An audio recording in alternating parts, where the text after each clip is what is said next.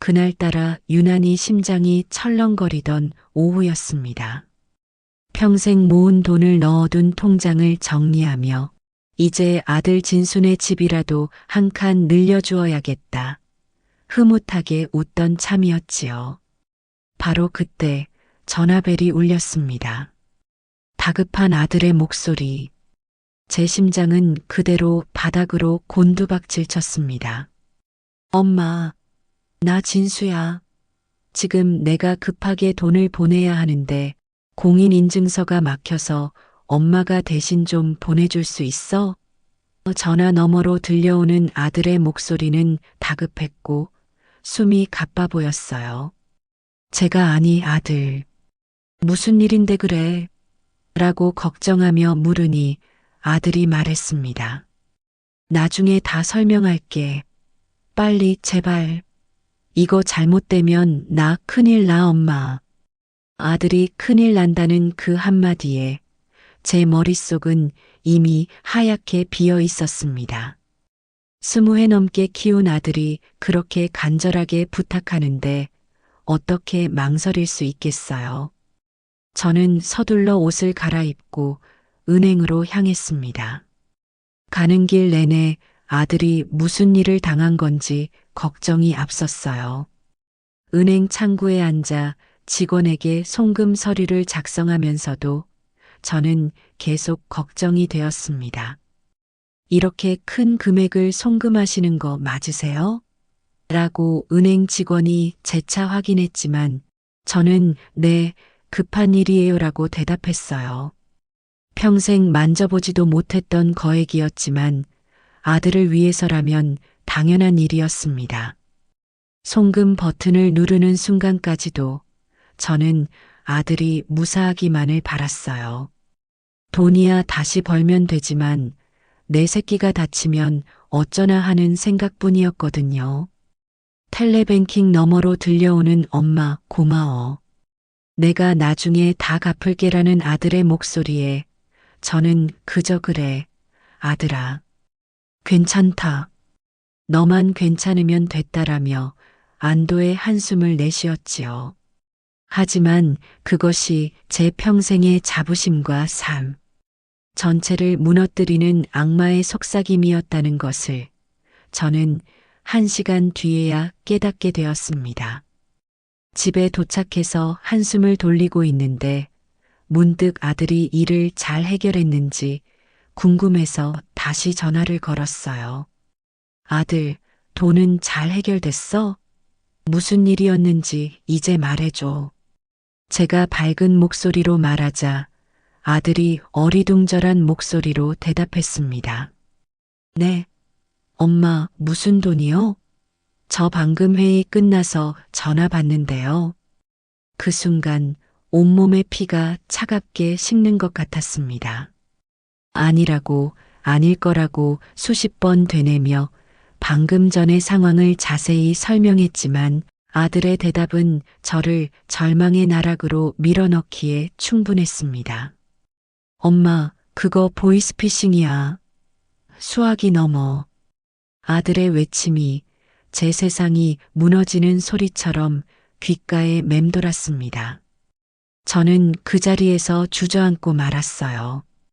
다리에 힘이 빠져서 일어날 수가 없었습니다. 분명히 내 아들 목소리였는데 어떻게 이런 일이 일어날 수 있단 말입니까? 제가 20해 넘게 들어온 그 목소리를 어떻게 구별하지 못했단 말입니까? 엄마, 진정하세요. 지금 집으로 갈게요. 아들이 다급하게 말했지만 저는 아무 대답도 할 수 없었어요. 그저 바닥에 주저앉은 채 멍하니 허공을 바라볼 뿐이었습니다. 평생을 모은 그 돈에는 제 젊은 시절의 모든 땀과 노력이 담겨 있었어요. 젊었을 때는 공장에서 야근도 마다하지 않았고, 나이 들어서는 남의 집 청소를 하면서도 한 푼이라도 더 아끼려 했던 그 소중한 돈들. 남편이 돌아가신 후에는 더욱 절약해서 아들 가족을 위해 써야겠다며 아껴둔 돈이었는데 그런데 그 모든 게 한순간에 사라져 버렸다니. 아들이 급하게 달려와서 저를 부축했지만 저는 현실을 받아들일 수가 없었습니다. 엄마, 괜찮아요. 우리가 뭔가 방법을 찾아볼게요. 아들이 위로했지만 그 위로조차 제 귀에 들리지 않았어요. 저는 그저 내 돈이라고 중얼거릴 뿐이었습니다. 그날 밤 저는 한숨도 잘 수 없었어요. 계속해서 그 전화 통화가 머릿속에서 재생되었습니다. 분명히 내 아들 목소리였는데 어떻게 그렇게 똑같을 수 있을까? 목소리뿐만 아니라 말투, 억양까지도 완벽했어요. 그래서 한순간도 의심하지 않았던 거죠. 다음 날 아침 경찰서에 신고하러 갔습니다. 하지만 경찰관의 표정은 별로 희망적이지 않았어요. 요즘 이런 사기가 너무 많아서요. 돈을 찾기는 정말 어려울 것 같습니다. 그래도 수사는 해보겠지만 기대는 안 하시는 게 좋겠어요. 그 말을 듣는 순간 저는 정말로 모든 게 끝났다는 걸 실감했습니다. 평생 모은 돈이 영영 돌아오지 않을 거라는 사실을. 더 절망적인 건 제가 그렇게 쉽게 속았다는 현실이었어요. 뉴스에서 그렇게 조심하라고 했는데 어떻게 내가 그런 사기에 당할 수 있었을까? 집으로 돌아오는 길에 마주친 이웃들이 어디 아프세요? 라고 물었어요. 제 얼굴이 얼마나 처참했는지 알 수 있었죠. 하지만 저는 차마 이웃들에게 제가 보이스피싱에 당했다고 말할 수가 없었어요. 너무 부끄럽고 창피했거든요. 집에 혼자 있으면서 저는 계속 자책했습니다. 내 아들 목소리도 제대로 구별하지 못하다니. 저는 정말 바보였어요. 멍청하고 어리석은 늙은이였던 거죠. 그런 생각이 들수록 더욱 견딜 수가 없었어요. 며칠 후 더 큰 충격이 기다리고 있었습니다. 제 아들과 며느리가 이 사실을 알고 보인 반응이었어요. 저는 그들에게서 위로와 격려를 받을 줄 알았는데 돌아온 건 차가운 비난과 실망이었습니다. 그 순간 저는 깨달았어요. 보이스피싱 사기꾼에게 당한 것보다 더 큰 배신이 바로 여기 있다는 것을. 평생을 바쳐 키운 자식에게서 받는 차가운 시선, 그것이야말로 진짜 절망이었습니다. 돈을 잃은 것보다 더 아픈 상처였어요. 저는 그때부터 제 자신을 용서할 수 없게 되었습니다. 넋이 나간 저를 부축해 집으로 온 아들 내외 앞에서 저는 어린아이처럼 울며 매달렸습니다. 내 돈, 내 평생이 담긴 그 돈을 찾아달라고. 하지만 아들 진수의 얼굴에는 걱정보다 차가운 분노가 먼저 서려 있었습니다. 제가 기대했던 따뜻한 위로나 격려는 어디에도 없었어요. 아니, 어머니, 뉴스에서 그렇게 나오는데 어떻게 그걸 속으세요? 본인 아들 목소리도 구별 못하세요? 아들의 날카로운 목소리가 제 심장을 찔렀습니다. 저는 미안하다, 아들아. 엄마가 잘못했다라고 말했지만 아들의 표정은 더욱 굳어만 갔어요. 며느리가 옆에서 거들었습니다. 아버님 평생 모으신 유산인데 이걸 이렇게 한순간에 어떻게 해요? 애들 교육비는 어떻게 하고 집 대출은 또 어떻게 하고요? 그 말을 듣는 순간 저는 제가 단순히 돈을 잃은 게 아니라는 걸 깨달았어요. 아들 가족의 미래까지 망친 죄인이 되어버린 거였죠. 저는 그들 앞에서 무릎을 꿇고 빌었습니다.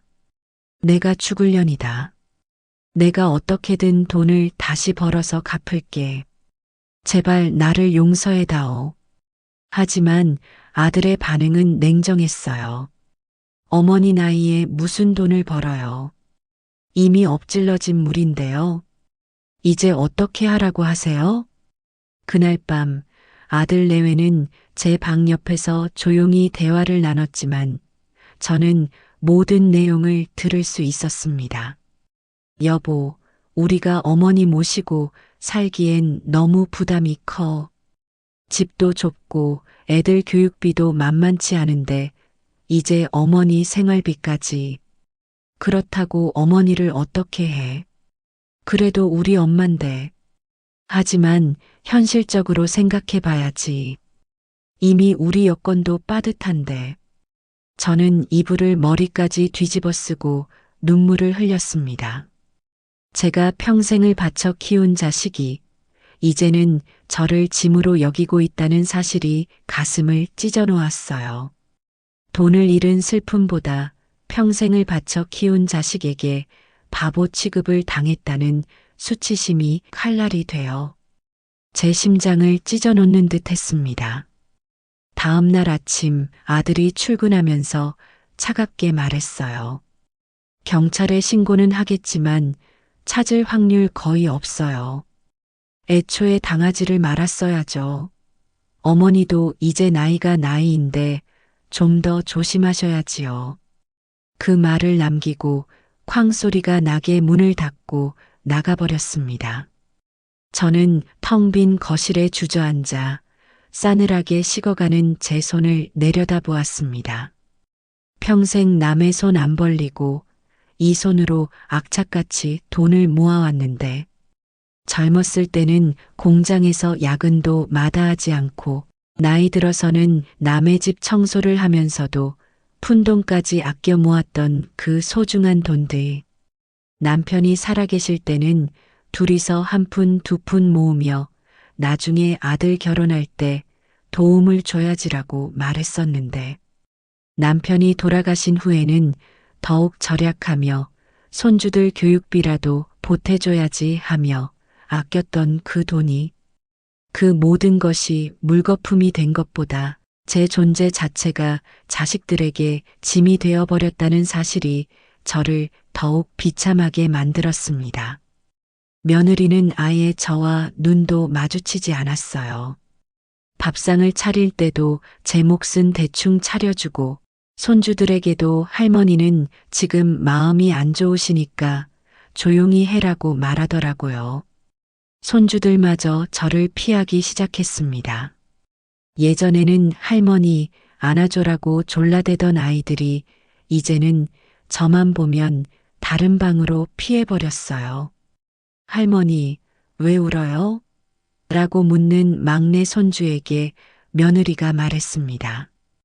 할머니가 지금 아프셔서 그래. 할머니한테 가지 마. 아이는 고개를 끄덕이며 저에게서 멀어졌어요. 그 모습을 보면서 저는 더욱 절망스러웠습니다. 일주일이 지나자 집안 분위기는 더욱 차가워졌습니다. 아들은 저와 대화를 최대한 피했고 며느리는 대놓고 불편한 기색을 드러냈어요. 시어머니 때문에 우리 생활이 엉망이 됐어라는 말을 몰래 전화로 친구에게 하는 소리까지 들렸습니다. 저는 매일 방에만 있으면서 어떻게 하면 이 상황을 해결할 수 있을지 고민했어요. 하지만 답은 나오지 않았습니다. 이미 늦었어요. 돈은 돌아오지 않을 것 같았고 아들과의 관계는 이미 돌이킬 수 없이 악화된 상태였죠. 한 달이 지나자 아들이 저에게 조심스럽게 말을 꺼냈어요. 어머니, 요양원에 대해서 한번 알아볼까요? 어머니 혼자 계시는 것보다는 전문적인 돌봄을 받으시는 게 좋을 것 같아서요. 요양원이라니. 저는 그 말을 듣는 순간 온몸에 소름이 돋았습니다. 아들아, 엄마는 아직 정정해. 요양원까지는 안 가도 되겠어.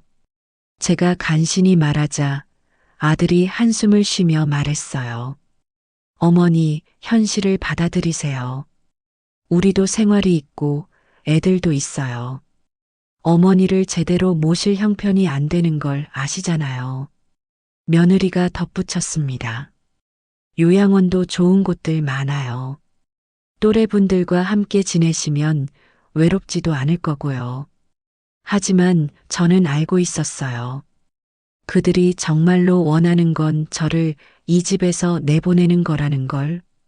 그날 밤 저는 정말 오랫동안 잠들지 못했습니다.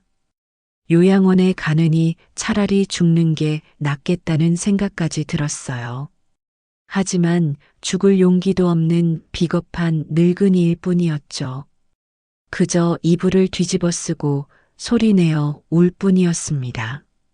다음 날 저는 결심했습니다. 더 이상 이 집에 있으면서 아들 가족에게 짐이 될 수는 없다고.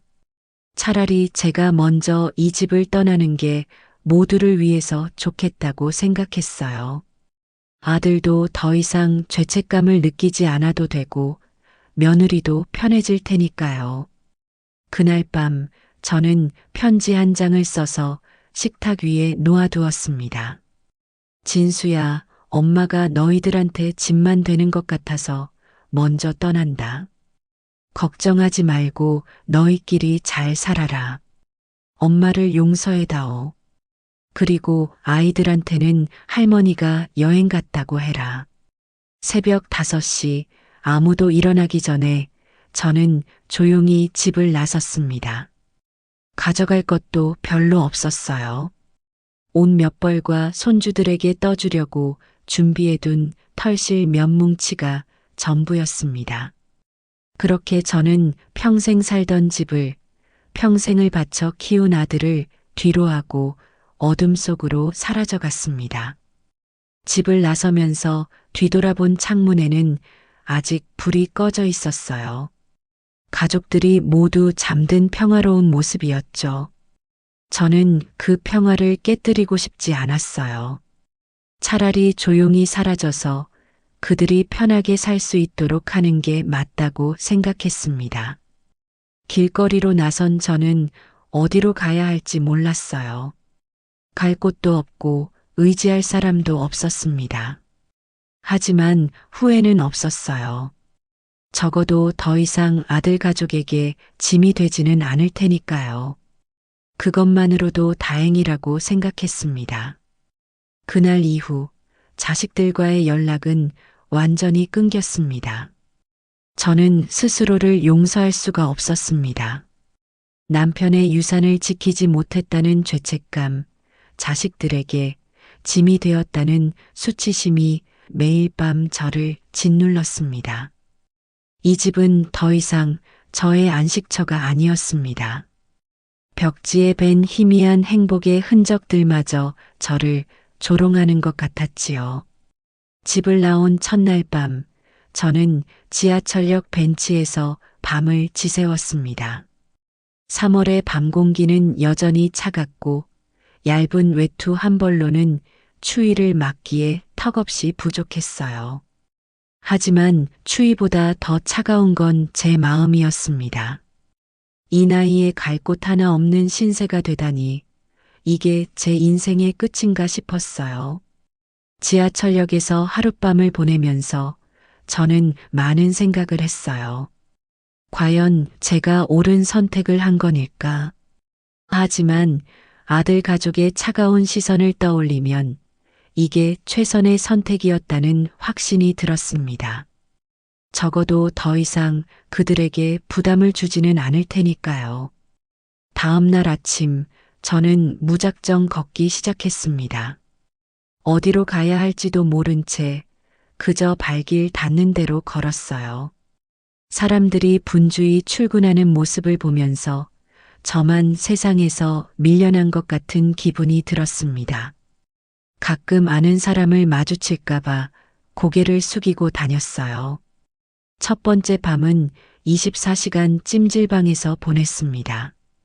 몇 천 원에 하룻밤을 보낼 수 있다는 걸 알게 되었거든요. 하지만 계속 그럴 수는 없었어요. 제가 가지고 나온 돈으로는 며칠도 버티기 어려웠으니까요. 손주에게 떠주던 뜨개질 목도리, 그 알록달록한 실타래만이 제 유일한 짐이었습니다. 가방 안에 소중히 넣어둔 그 실타래들을 보면 행복했던 시절이 떠올라 더욱 슬펐어요. 할머니, 이거 예뻐요. 라고 좋아하던 손주들의 목소리가 귓가에 맴돌았습니다. 하지만 정처 없이 걷던 한강 다리 위에서 저는 그 실타래를 강물 속으로 던져버렸습니다. 행복했던 과거와 이제는 짐이 되어버린 제 자신을 모두 끊어내고 싶었기 때문입니다. 알록달록한 실타래들이 강물에 빠지면서 물에 젖어 가라앉는 모습을 보니 마치 제 인생이 끝나는 것 같았어요. 그 순간 정말로 다리에서 뛰어내릴까 하는 생각도 했지만 그럴 용기도 없는 비겁한 늙은이였죠. 그저 강물을 바라보며 한참을 서 있을 뿐이었어요. 이제 정말 끝이구나라는 생각이 들면서 눈물이 멈추지 않았습니다. 며칠을 거리를 헤매다가 저는 도시의 가장 후미진 곳에 위치한 허름한 쪽방촌을 발견했습니다. 월세가 저렴해서 제가 가지고 나온 얼마 안 되는 돈으로도 한 달 정도는 버틸 수 있을 것 같았어요. 방은 정말 좁아서 팔을 벌리면 벽에 닿을 정도였지만 그래도 비바람은 피할 수 있었죠. 쪽방 주인 아주머니가 저를 보더니 말했어요. 어머님, 가족들은 어디 계세요? 저는 혼자 살아요라고 대답했습니다. 거짓말이었지만 그게 편했어요. 더 이상 누구에게도 의지하지 않고 누구에게도 짐이 되지 않겠다고 다짐했으니까요. 저는 제 이름을 버리고 그저 밥 퍼주는 아줌마로 살기로 했습니다. 근처 무료 급식소에서 허드렛 일을 하며 하루하루를 속죄하는 마음으로 살아가기 시작했어요. 설거지를 하고 청소를 하고 무거운 쌀자루를 나르는 일. 몸은 고됐지만 마음은 조금씩 편해지는 것 같았습니다. 급식소 원장님이 저를 보더니 말했어요. 할머니, 힘드시면 언제든지 쉬셔도 돼요. 하지만 저는 괜찮아요. 할 일이 있어야 마음이 편해요라고 대답했습니다. 정말 그랬어요. 바쁘게 일할 때만 잡생각이 사라졌거든요. 급식소에 오는 사람들은 저처럼 세상에서 밀려난 사람들이 대부분이었어요. 노숙자분들, 일용직으로 하루하루 살아가는 분들, 혼자 사는 독거노인분들, 모두 각자의 사연으로 이곳에 오시는 분들이었죠. 하지만 그분들은 저에게 따뜻했습니다. 할머니, 오늘 국이 참 맛있네요. 고생 많으셨어요. 이런 간단한 인사말들이 저에게는 큰 위로가 되었어요. 아무런 대가도 비난도 없는 그 순수한 관계 속에서 저는 3년 만에 처음으로 제가 쓸모 있는 사람일지도 모른다는 생각을 하게 되었습니다. 급식소 동료가 걱정하며 물었어요. 할머니, 안색이 너무 안 좋아요. 자식들은 뭐 하고 있어요? 저는 씁쓸하게 웃으며 대답했습니다. 자식 없어요. 그냥 혼자 사는 늙은이에요. 거짓말이었지만 그게 편했어요. 더 이상 누구에게도 기대하지 않겠다고 다짐했으니까요. 하지만 밤이 되어 혼자 쪽방에 있으면 아들 생각이 났어요. 지금쯤 제가 남긴 편지를 봤을까? 걱정하고 있을까? 아니면 오히려 시원해할까? 그런 생각을 하면서 잠들곤 했어요. 그해 겨울은 유난히 추웠습니다. 쪽방의 보일러는 자주 고장이 났고 찬바람이 틈새로 들어와 밤새 떨어야 했어요. 하지만 급식소에서 만난 분들이 더 걱정되었습니다. 혹겹 외투 하나로 추위를 견디는 이웃들을 보며 저는 3년 전 강물에 던져버렸던 그 알록달록한 실타래들을 떠올렸습니다. 그리고 다음 날 저는 제 쪽방 월세를 낼 돈을 쪼개 털실 몇 뭉치를 사왔습니다. 3년 만에 다시 잡은 뜨개 바늘은 낯설었지만 제 손은 그 감각을 기억하고 있었습니다. 저는 더 이상 손주를 위해 뜨개질을 하지 않았습니다. 이름도 얼굴도 모르는 이웃들의 시린 목을 감싸줄 목도리를 한 코 한 코 떠내려갔습니다. 그것은 속죄이자 제 생의 첫 조건 없는 나눔이었습니다. 아들을 위해 손주를 위해 떴던 예전의 뜨개질과는 달랐어요. 이번에는 아무것도 바라지 않고 그저 누군가의 겨울이 조금이라도 따뜻해지기를 바라는 마음으로 뜨개 바늘을 움직였습니다. 첫 번째 목도리가 완성되었을 때 저는 그것을 가장 추워 보이는 할아버지께 드렸습니다. 할아버지, 이거라도 두르고 다니세요. 할아버지는 깜짝 놀라시더니 이걸 어떻게 받아라며 사양하셨어요. 하지만 저는 웃으며 말했습니다. 받으세요. 드릴 사람이 없어서요. 그 말은 거짓말이 아니었어요. 정말로 제게는 뜨개질한 것을 줄 사람이 없었거든요. 아들도 손주도 이제는 저와 상관없는 사람들이 되어버렸으니까요. 하지만 이상하게도 서운하지 않았어요. 오히려 이렇게 아무 조건 없이 누군가에게 무언가를 줄 수 있다는 게 새로웠습니다. 목도리를 받은 할아버지가 며칠 후 제게 와서 말했어요. 할멈, 덕분에 목이 많이 따뜻해졌어. 고맙다네. 그 한마디가 저에게는 어떤 칭찬보다 값졌습니다. 제가 만든 것이 정말로 누군가에게 도움이 되고 있다는 걸 실감할 수 있었거든요. 저는 제 자신을 세상으로부터 완벽하게 유배시켰습니다. 아무도 저를 모르는 곳에서 아무것도 가지지 않은 채 그저 숨만 쉬며 살아가는 것. 그것이 제가 저에게 내린 가장 가혹한 형벌이었습니다. 하지만 동시에 그것은 새로운 시작이기도 했어요. 더 이상 누구에게도 기대하지 않고 누구에게도 실망받지 않는 삶. 그리고 작은 것이라도 누군가에게 도움이 되는 일을 하는 삶. 그런 삶을 살아가면서 저는 조금씩 마음의 평화를 찾아가고 있었습니다. 무료 급식소에서의 하루하루는 고되고 무의미한 시간의 연속이었습니다. 저는 매일같이 수백 명분의 밥을 짓고 설거지를 하고 굳은 일을 도맡아 했지요. 제 손은 다시 거칠어졌고 허리는 끊어질 듯 아팠지만 저는 오히려 이 고통이 달게 느껴졌습니다. 이 육체의 고통만이 제 영혼을 갉아먹는 수치심을 잠시나마 잊게 해주었기 때문입니다. 새벽 5시에 일어나 급식소로 향하는 길, 차가운 공기가 뺨을 스치면 정신이 또렷해졌어요. 아직 어둠이 가시지 않은 거리에서 저와 같은 처지의 사람들을 만나곤 했습니다.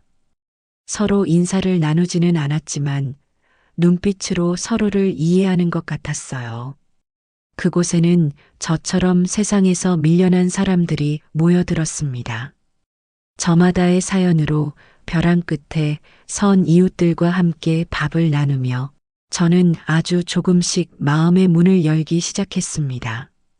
그들은 제게 자식이 있는지 어디서 왔는지 묻지 않았습니다. 그저 할머니, 오늘 국이 참 맛있네라는 따뜻한 말 한마디를 건넬 뿐이었지요.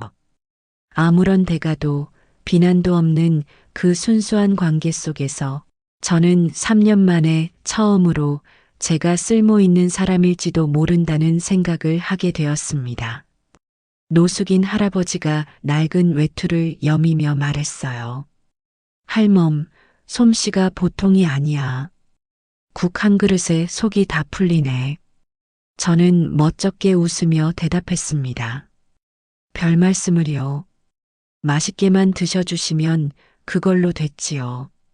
급식소 원장님은 자상한 분이었어요. 할머니, 너무 무리하지 마세요. 나이도 있으신데. 하지만 저는 괜찮아요. 바쁘게 지내야 잡생각이 안 들어요라고 대답했습니다.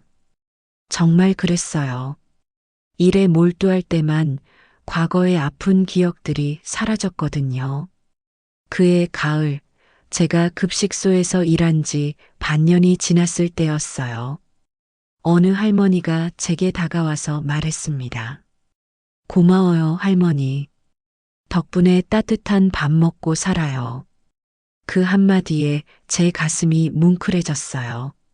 누군가에게 진심으로 고마움을 받는다는 게 이렇게 벅찬 일인지 처음 알았습니다. 하지만 여전히 밤이 되면 외로웠어요.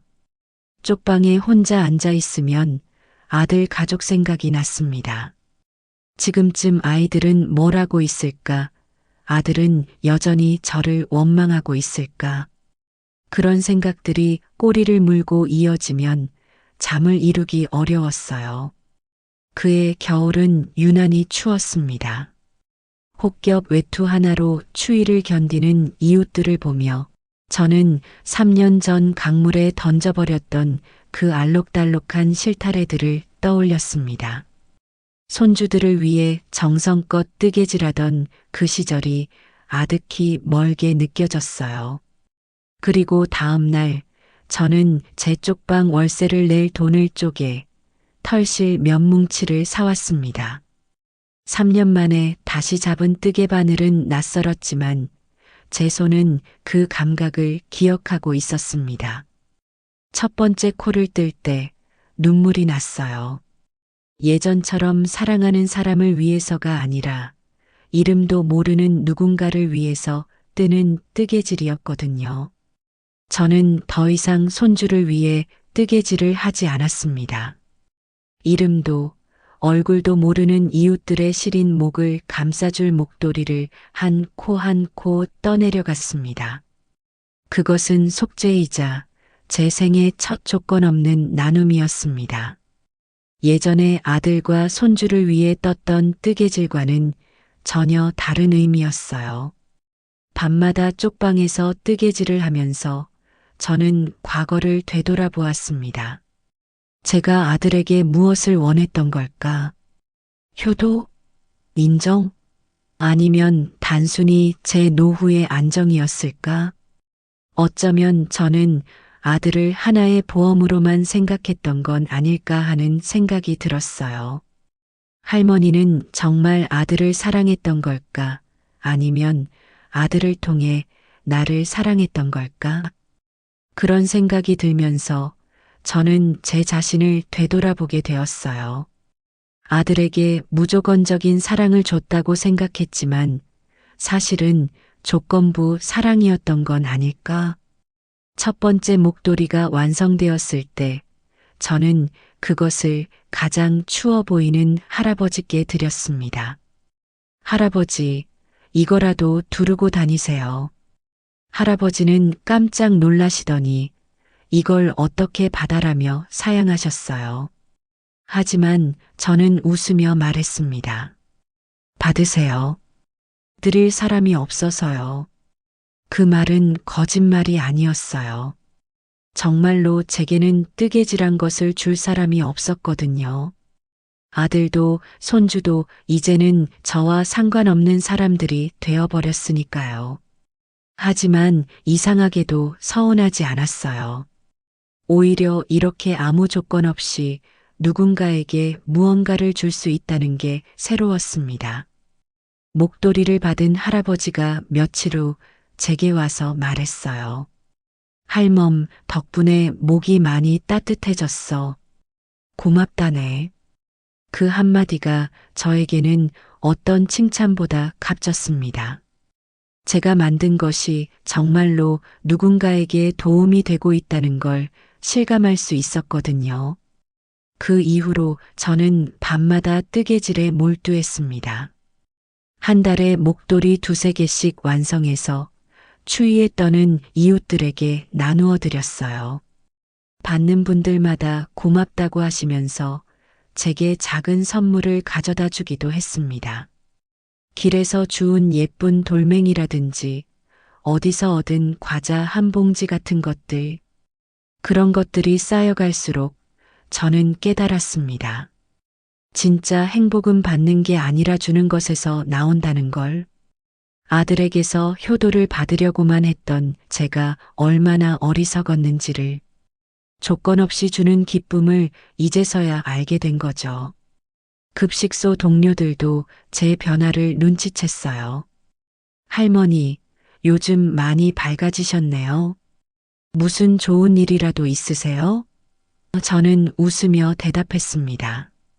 좋은 일까지야 아니지만 마음이 좀 편해졌어요. 정말 그랬어요. 3년 동안 저를 짓누르던 무거운 짐이 조금씩 가벼워지는 것 같았습니다. 겨울이 깊어갈수록 저는 더 많은 목도리를 떴어요. 빨간색, 파란색, 노란색 할 것 없이 알록달록한 목도리들이 완성되어 나갔습니다. 그걸 목에 두른 사람들이 환한 미소를 지을 때마다 저도 덩달아 기분이 좋아졌어요. 어느 날 급식소에 온 젊은 아가씨가 제게 말했습니다. 할머니가 뜨개질 가르쳐 주실 수 있어요?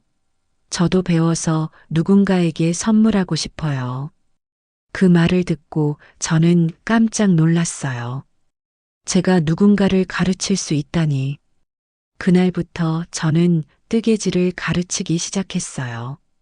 처음에는 서툴렀지만 점차 요령이 생기면서 여러 사람들이 배우러 왔습니다. 할머니들뿐만 아니라 젊은 분들도 있었어요. 함께 뜨개질을 하면서 이런저런 이야기를 나누는 시간이 즐거웠습니다. 할머니, 이렇게 하는 게 맞나요? 응, 그래. 잘하고 있어. 이런 대화를 나누면서 저는 제가 누군가에게 필요한 존재라는 걸 느꼈어요. 더 이상 짐이 아니라 도움이 되는 사람이라는 걸 말이에요. 하지만 여전히 아들 생각이 날 때가 있었어요. 특히 밤에 혼자 있을 때면 아들이 지금 어떻게 지내고 있을까, 저를 찾지 않을까 하는 생각이 들곤 했습니다. 하지만 그럴 때마다 저는 뜨개 바늘을 더 힘겨 움직였어요. 과거에 매달리지 말고 지금 할 수 있는 일에 집중하자고 다짐하면서, 그렇게 저는 새로운 삶의 의미를 찾아가고 있었습니다. 비록 작고 초라한 쪽방에서 살지만 누군가에게 도움이 되는 일을 하고 있다는 자부심을 갖게 되었어요. 그리고 그 자부심이 저를 조금씩 치유해 나가고 있었습니다. 봄이 올 무렵 급식소에 젊은 청년 하나가 봉사자로 들어왔습니다. 이름은 김민우라고 했지요. 그는 굳은 일도 마다치 않고 묵묵히 제 옆에서 무거운 쌀자루를 나르고 음식물 쓰레기를 치웠습니다. 유난히 말이 없고 눈에는 깊은 그늘이 서려 있었지만 심성은 참 선한 청년이었습니다. 저는 자꾸만 그 청년에게 마음이 쓰였습니다. 제 아들 진수와 비슷한 또래이기도 했고 저렇게 힘든 일을 하면서도 찡그린 얼굴 한번 본 적이 없었기 때문입니다. 총각, 이리 와서 밥 좀 먹고 해. 그러다 몸 상하겠네. 제가 말하면 민우는 고개를 숙이며 대답했어요. 괜찮습니다, 어머니. 일 마저 하고 먹겠습니다. 괜찮긴 뭐가 괜찮아. 어른이 먹으라면 먹는 거야. 저는 아들 밥 챙기듯 그 청년의 밥그릇에 제일 맛있는 반찬을 꾹꾹 눌러 담아주었습니다. 민우는 그런 저를 물끄러미 바라보다가 희미하게 고맙습니다라고 말했습니다. 그런데 저는 그 목소리를 듣는 순간 심장이 쿵 하고 내려앉는 것 같았습니다. 어디선가 분명 들어본 적 있는 목소리였습니다. 3년 내내 저를 괴롭혔던 악몽 속 그 목소리와 너무나도 닮아 있었습니다. 아니야, 아닐 거야. 내가 잘못 들은 거겠지. 세상에 그런 우연이 있을 리가 없어. 저는 애써 고개를 저으며 불길한 생각을 떨쳐냈습니다. 하지만 그날 이후 민우의 목소리를 들을 때마다 제 손은 나도 모르게 떨려왔고 등에서는 식은땀이 흘렀습니다. 그에게 느끼는 연민과 정체 모를 불안감 사이에서 저는 홀로 위태로운 줄타기를 하고 있었습니다. 민우는 정말 성실했습니다. 매일 아침 일찍 와서 청소부터 시작해서 밤늦게까지 설거지를 도와주었어요. 다른 봉사자들이 며칠 나오다가 그만두는 경우가 많은데 민우는 한 번도 빠지지 않고 나왔습니다. 그런 모습을 보며 저는 점점 더 그 청년에게 애착을 느꼈어요. 어느 날 민우가 무거운 쌀포대를 혼자 옮기려다가 넘어질 뻔한 일이 있었어요. 저는 깜짝 놀라서 달려가 부축했습니다. 아이고, 괜찮아? 다쳤어? 민우는 괜찮다며 웃었지만 저는 마음이 철렁했어요. 마치 제 아들이 다친 것처럼 가슴이 아팠거든요. 총각아, 무리하지 마. 나이가 어린데 너무 힘든 일만 하면 어떡해. 저는 민우의 어깨를 토닥이며 말했습니다. 그때 민우가 저를 바라보는 눈빛이 이상했어요. 뭔가 말하고 싶어 하는 것 같았지만 결국 네, 조심할게요라고만 했죠. 그런 일들이 반복되면서 저는 민우에게 점점 더 깊은 애정을 느꼈습니다. 동시에 그 목소리에 대한 불안감도 커져갔어요. 밤에 혼자 있을 때면 민우의 목소리와 3년 전 그 사기꾼의 목소리를 계속 비교해 보곤 했습니다. 닮았지만 다른 것일까? 아니면 정말 같은 것일까? 어느 날 저녁 민우가 설거지를 하는데 제가 옆에서 도와주고 있었어요. 그런데 갑자기 민우가 그릇을 떨어뜨렸습니다. 아이고. 그 순간 나온 민우의 목소리를 저는 확신했습니다. 그 목소리였어요. 3년 전 제 인생을 망쳐버린 바로 그 목소리. 온몸에 소름이 돋았습니다. 하지만 확신할 수는 없었어요. 혹시 제가 너무 예민해져서 착각하는 건 아닐까 하는 생각도 들었거든요. 그래서 며칠 더 지켜보기로 했습니다. 민우의 말투, 억양 목소리의 톤까지 세심하게 관찰했어요. 그러면서 저는 점점 더 확신을 갖게 되었습니다. 이 청년이 바로 그놈이라는 걸. 하지만 동시에 혼란스럽기도 했어요. 저를 속인 사기꾼이라면 저를 피해야 정상인데 오히려 저에게 가까이 다가와서 봉사를 하고 있으니까요. 어느 날 밤 저는 잠을 이루지 못하고 계속 생각했습니다. 만약 민우가 정말 그놈이라면 왜 여기 와서 이런 일을 하고 있는 걸까? 양심의 가책 때문일까? 아니면 또 다른 속셈이 있는 걸까? 생각하면 할수록 머리가 복잡해졌어요. 다음 날 저는 민우를 유심히 관찰했습니다. 그가 저를 대하는 태도, 다른 사람들을 대하는 모습까지 다 지켜봤어요. 그런데 이상한 건 민우가 저만 보면 특별히 죄스러워하는 것 같다는 거였습니다. 다른 사람들에게는 자연스럽게 대하는데 유독 저에게만은 조심스러워했어요. 어머니, 오늘도 고생 많으셨어요. 민우가 말할 때마다 저는 그 목소리에 더욱 확신을 갖게 되었습니다. 그리고 그의 표정에서 뭔가 숨기고 있다는 느낌을 받았어요. 마치 저에게 무슨 말을 하고 싶어 하지만 차마 하지 못하는 것 같았죠. 그런 상황이 한 달 정도 계속되면서 저는 점점 더 괴로워졌습니다.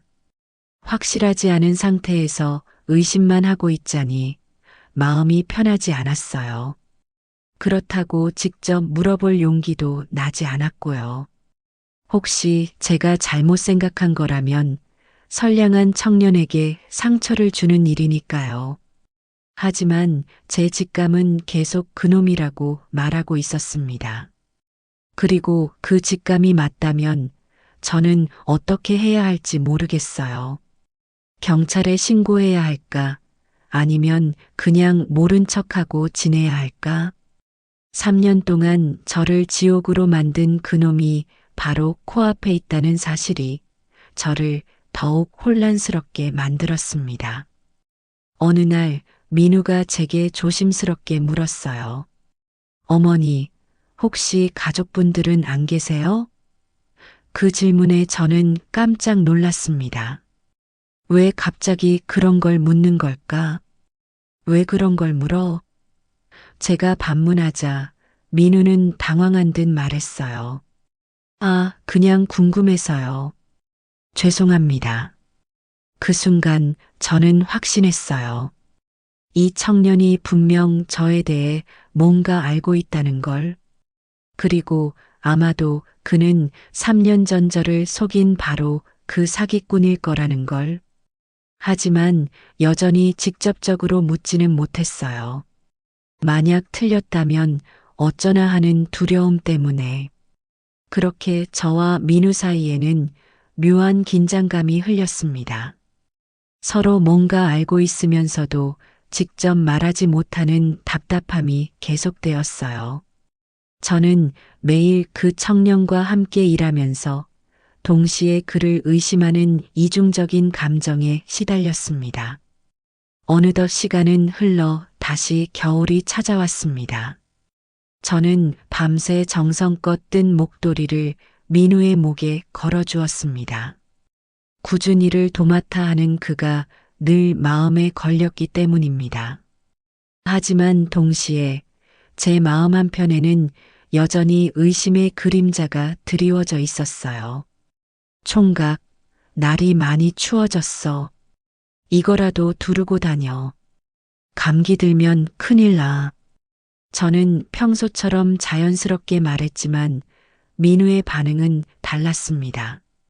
목도리를 만지며 눈시울이 붉어지더니 떨리는 목소리로 말했어요. 어머니, 저 같은 놈한테 왜 이렇게 잘해주세요? 그 말을 하면서 민우는 갑자기 제 앞에 털썩 무릎을 꿇었습니다. 저는 깜짝 놀라서 이게 뭐 하는 거야? 빨리 일어나라고 했지만 민우는 고개를 들지 못했어요. 그리고 다음 순간 그의 입에서 나온 말은 제 남은 인생을 송두리째 뒤흔드는 것이었습니다. 어머니, 제가 3년 전 어머니께 전화했던 그놈입니다. 민우는 오열하며 말했습니다. 세상의 모든 소리가 멎는 것 같았습니다.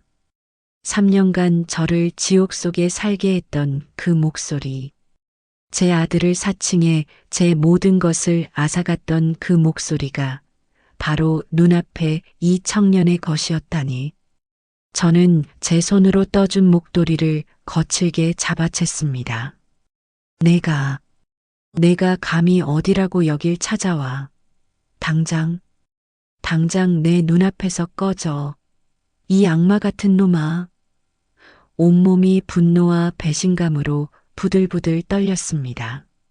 제가 쌓아 올린 작은 평화, 제가 찾은 작은 안식처가 한순간에 산산조각 났습니다.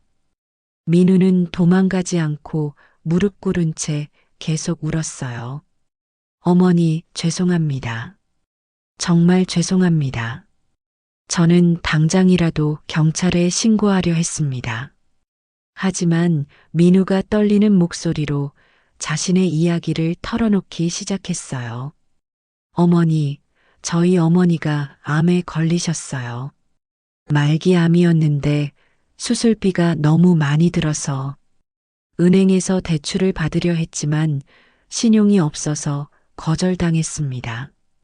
그래서 사채를 썼는데 이자가 눈덩이처럼 불어나더라고요. 민우는 흐느끼며 계속 말했습니다. 빚독촉에 시달리다가 어머니 수술 날짜는 다가오고 결국 보이스피싱 조직에 발을 들이게 됐어요. 처음에는 단순히 전화만 하는 거라고 했어요. 하지만 점점 더 깊이 빠져들게 되었고 그의 목소리는 점점 작아졌습니다. 저는 그 말을 듣고 더욱 화가 났습니다. 그게 변명이 되느냐?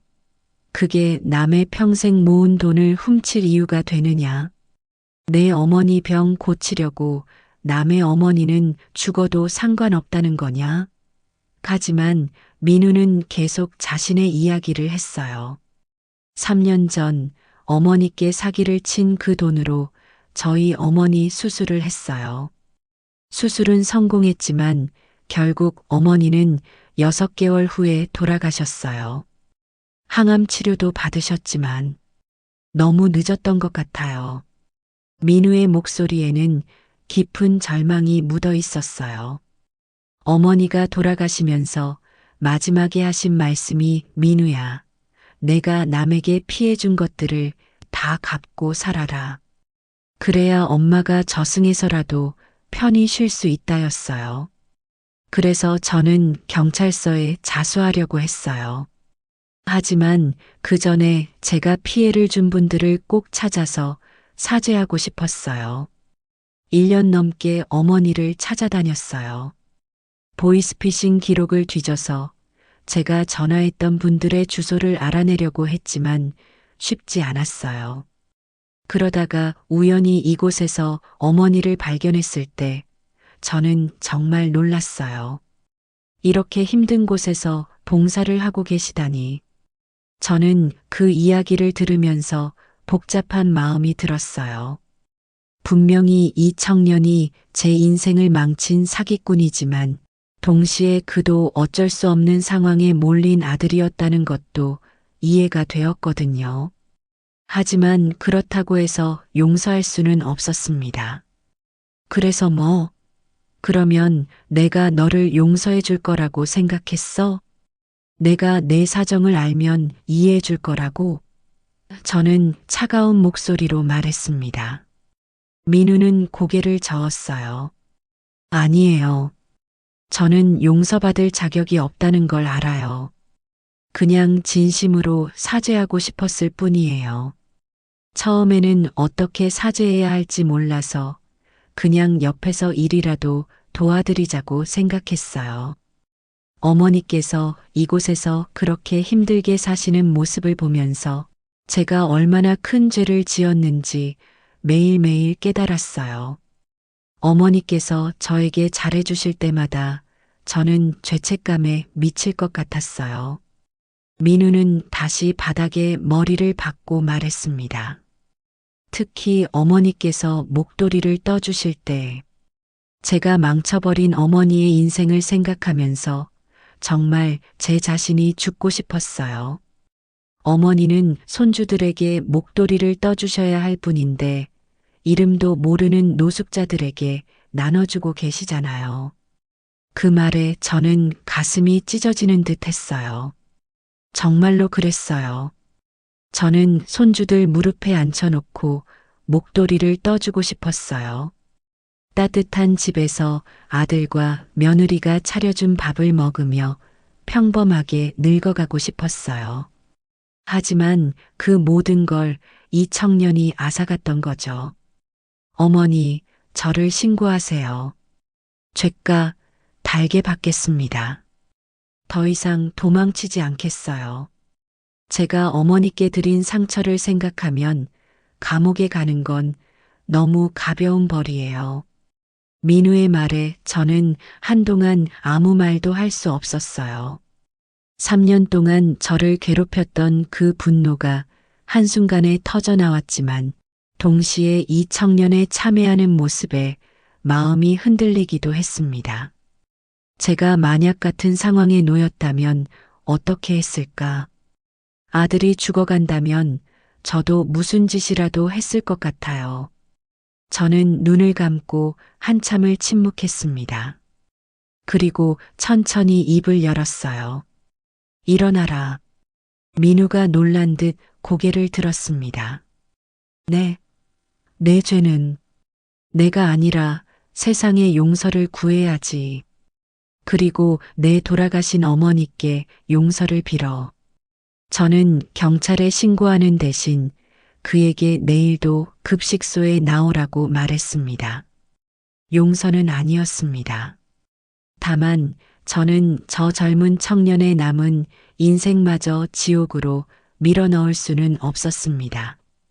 그것은 어쩌면 제 아들에게 상처를 준 제 자신에 대한 용서였을지도 모릅니다. 하지만 기억해라. 내가 너를 용서한 게 아니야. 다만 내가 진짜 뉘우치고 있다는 걸 믿고 싶을 뿐이야. 저는 쓸쓸하게 말했습니다. 민우는 고개를 끄덕이며 눈물을 흘렸어요. 그날 밤 저는 한숨도 잘 수 없었습니다. 3년 동안 제 인생을 망쳐놓은 그놈이 바로 제 옆에서 일하고 있었다니. 하지만 동시에 그 청년도 저처럼 상처받은 아들이었다는 생각이 들었어요. 세상은 정말 복잡하고 잔인한 곳이었습니다. 민우의 고백을 듣고 난 후 저는 며칠간 잠을 이루지 못했습니다. 3년 동안 꿈에서까지 저를 괴롭혔던 그 목소리의 주인이 바로 옆에 있었다니. 게다가 그가 지난 몇 달 동안 저에게 보여준 성실함과 진심이 모두 죄책감 때문이었다는 사실이 더욱 혼란스러웠어요. 하지만 이상하게도 저는 그를 죽도록 미워할 수가 없었습니다. 돈 때문에 자식을 범죄자로 만들어야 했던 그의 죽은 어머니와 자식에게 짐이 되었다는 수치심에 스스로를 유배시킨 제 처지가 겹쳐 보였기 때문입니다. 저 역시 아들을 위해서라면 무슨 짓이라도 했을지 모릅니다. 민우는 그 후로도 계속 급식소에 나왔습니다. 하지만 예전처럼 자연스럽게 대화를 나누지는 못했어요. 서로 어색해했고 다른 봉사자들도 우리 사이에 묘한 긴장감을 눈치챘을 거예요. 그럼에도 민우는 묵묵히 자신의 일을 해나갔습니다. 어느 날 급식소 원장님이 저를 따로 불러내셨어요. 할머니, 민우 씨와 무슨 일이 있었어요? 분위기가 많이 이상해졌는데요. 저는 어떻게 설명해야 할지 몰라서 개인적인 일이에요라고만 답했습니다.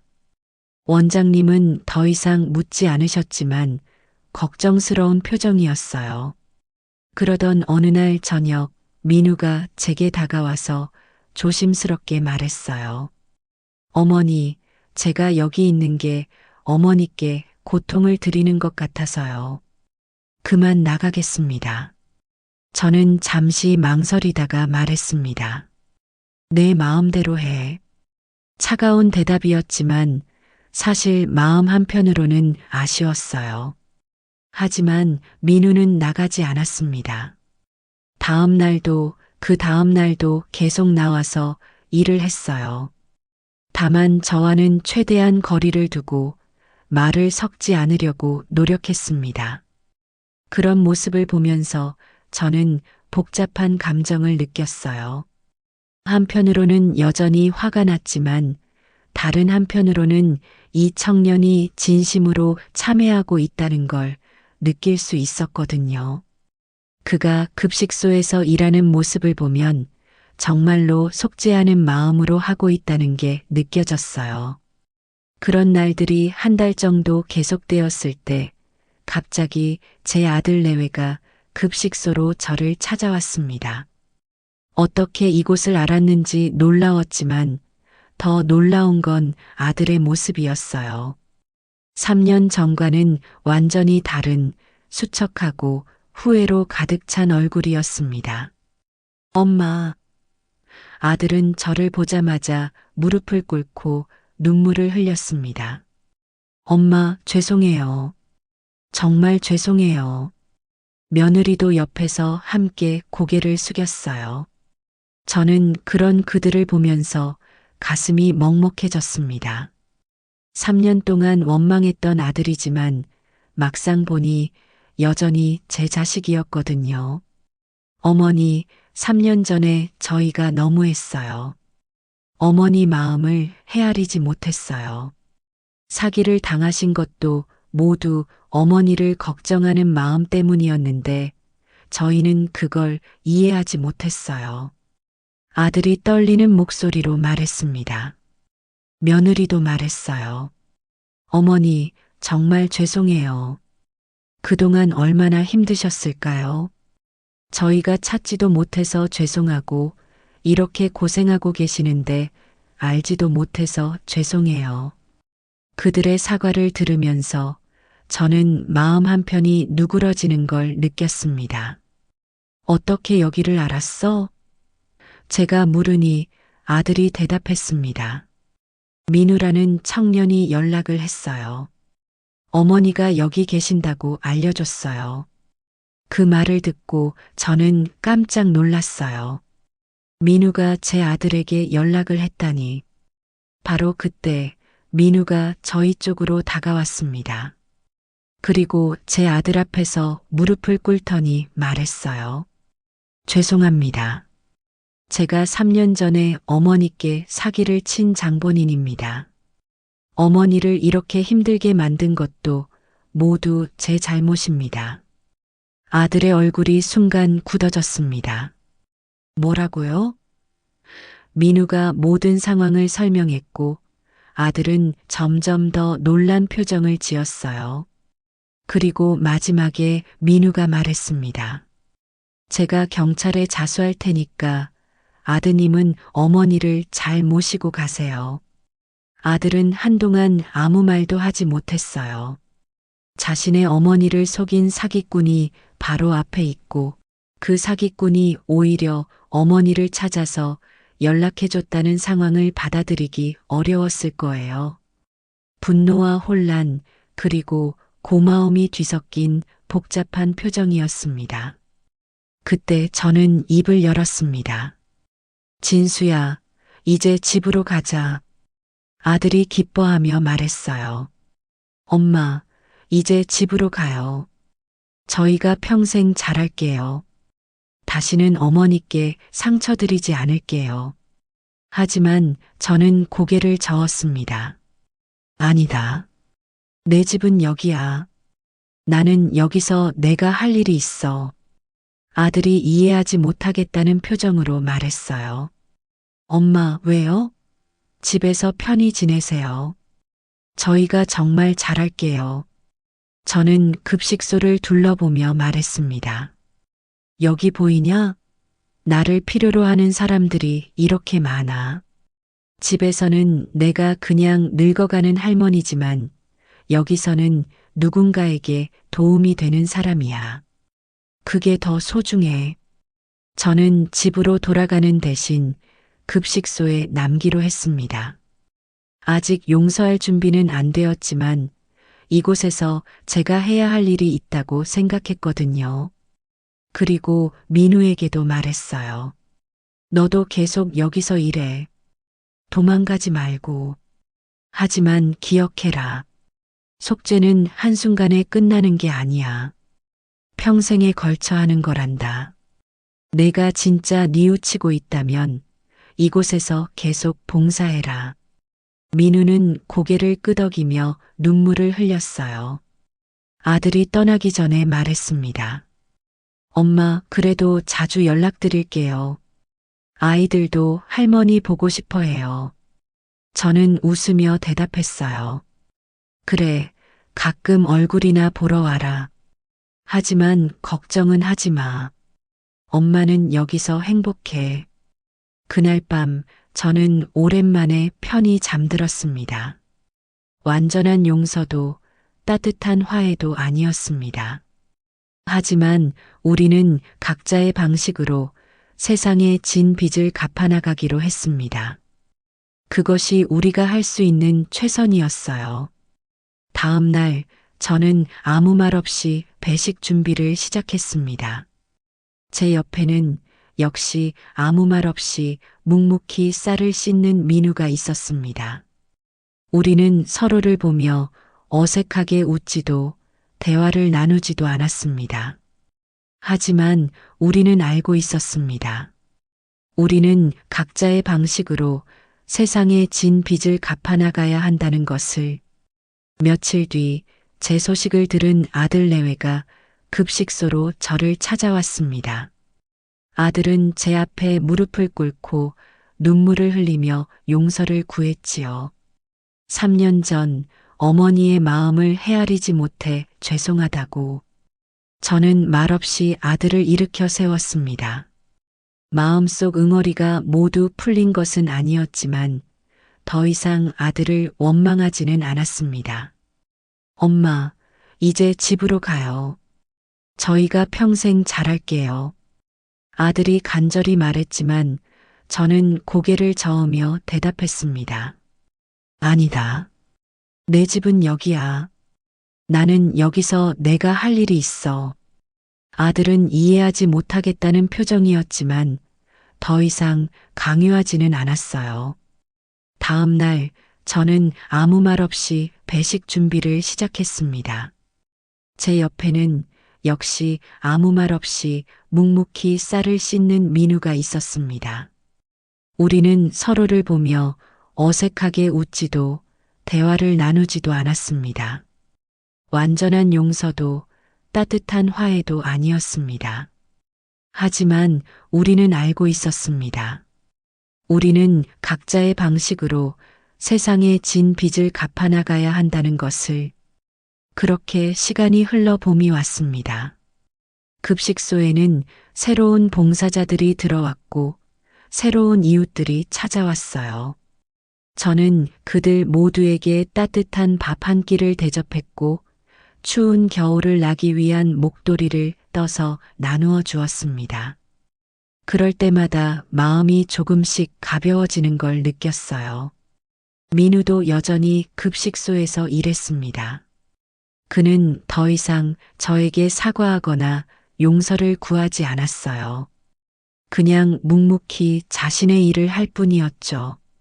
하지만 그의 모든 행동에서 진심 어린 참회를 느낄 수 있었습니다. 가장 더러운 일도 마다하지 않고 가장 힘든 일을 자원해서 했어요. 어느 날 급식소에 온 할아버지가 제게 말했어요. 할머니, 이 목도리 정말 따뜻해요. 할머니 손에서 나온 정성이 느껴져요. 그 말을 들으면서 저는 깨달았습니다. 진짜 행복은 받는 게 아니라 주는 것에서 나온다는 걸. 조건 없이 누군가를 위해 무언가를 해줄 때 느끼는 그 만족감이 진짜 행복이라는 걸. 그해 여름 아들이 손주들과 함께 급식소에 찾아왔어요. 할머니, 손주들이 저에게 달려와 안겼을 때 저는 정말 오랜만에 웃음을 지었습니다. 3년 동안 잊고 살았던 가족의 온기를 다시 느낄 수 있었어요. 엄마, 정말 여기가 좋으세요? 아들이 걱정스럽게 물었습니다. 저는 고개를 끄덕이며 말했어요. 응, 여기가 좋다. 여기서는 내가 누군가에게 도움이 되는 사람이거든. 아들은 이해했다는 듯 웃으며 말했습니다. 그럼 자주 올게요. 아이들도 할머니 보고 싶어 해요. 민우는 그런 저희 가족의 모습을 멀리서 지켜보고 있었어요. 저는 그에게 다가가서 말했습니다. 너도 이제 내 길을 찾아가. 여기서만 평생 살 수는 없잖아. 민우가 놀란 듯 저를 바라봤어요. 어머니, 저는 내가 진심으로 뉘우치고 있다는 걸 안다. 이제 진짜 새 출발을 해. 하지만 다시는 남에게 해가 되는 일은 하지 마라. 저는 단호하게 말했습니다. 민우는 눈물을 글썽이며 고개를 끄덕였어요. 며칠 후 민우는 정말로 급식소를 떠났습니다. 떠나기 전에 저에게 짧은 편지 하나를 주고 갔어요. 어머니, 평생 어머니의 은혜를 잊지 않겠습니다. 새 출발을 하겠습니다라고 적혀 있었죠. 저는 그 편지를 읽으면서 복잡한 심정이 들었어요. 아직 완전히 용서한 건 아니었지만 그래도 그 청년이 진짜 새로운 삶을 살기를 바라는 마음이 있었거든요. 가을이 되자 저는 다시 뜨개 바늘을 들었습니다. 이번에는 제 자신을 위한 목도리였습니다. 3년의 겨울을 견뎌낸 제 자신에게 주는 작은 위로이자 새로운 시작의 선물이었어요. 알록달록한 털실로 정성껏 뜨개질을 하면서 저는 과거를 되돌아보았습니다. 보이스피싱에 당한 것도, 아들과의 갈등도, 이 모든 것들이 제 인생의 한 부분이었어요. 아프고 힘들었지만 그 경험들이 저를 더 강하게 만들었고 더 지혜롭게 만들었죠. 무엇보다 진짜 중요한 게 무엇인지를 깨닫게 해주었어요. 돈도 중요하고 자식의 효도도 소중하지만 그보다 더 중요한 건 마음의 평화였어요. 남을 원망하지 않고 자신을 용서하고 할 수 있는 선한 일을 하며 사는 것. 그것이 진짜 행복한 삶이라는 걸 이제야 깨달았습니다. 겨울이 오자 저는 또다시 목도리를 뜨기 시작했어요. 이번에는 새로운 봉사자를 위한 것이었습니다. 젊은 대학생이었는데 추위에 떨고 있더라고요. 이거라도 두르고 다녀. 감기 들면 안 되지. 제가 말하니 그 학생이 정말 고맙다며 인사했어요. 그런 모습을 보면서 저는 생각했습니다. 인생이란 게 결국 이런 거구나. 받은 만큼 주고 상처받은 만큼 치유하고 실수한 만큼 성장하는 것. 완벽할 순 없지만 그래도 조금씩 더 나은 사람이 되어가는 것. 그의 크리스마스, 아들 가족이 모두 급식소에 찾아왔어요. 손주들이 직접 그린 그림과 편지를 가져왔죠.